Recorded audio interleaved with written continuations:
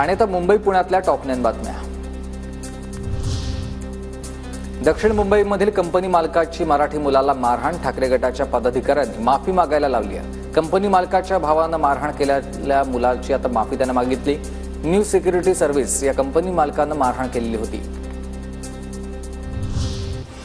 Gateway of India ते Jawaharlal Nehru port trust या मार्गे देशामधील पहिली वॉटर टॅक्सी धावणार आहे। मुंबईत ही धावेल आणि या नवीन वाहतूक मार्गाच्या पर्यायामुळेच वाहतूक कोंडीतून होणारी मुंबईकरांची सुटका पुढील महिन्यापासून सेवा नियमित सुरू होईल। म्हाडाच्या 2264 घरांसाठी फेब्रुवारीमध्ये सोडत लवकरच सोडतीतील नवीन तारीख मंडळ जाहीर करेल।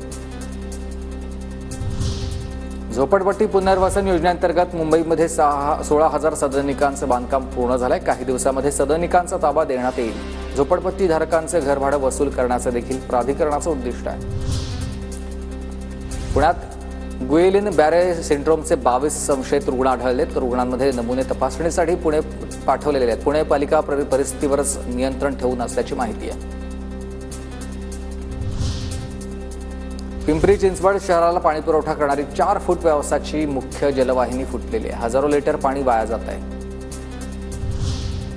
पुण्याच्या बोपदेव घाटामध्ये दहशत माजवणाऱ्या गुंडांची पोलिसांनी धिंड काढली आहे। बोपदेव घाट परिसरात तरुणावर कोयत्यानं वार करून दहशत माजवणाऱ्या आरोपींना कोंढवा पोलिसांकडून अटक।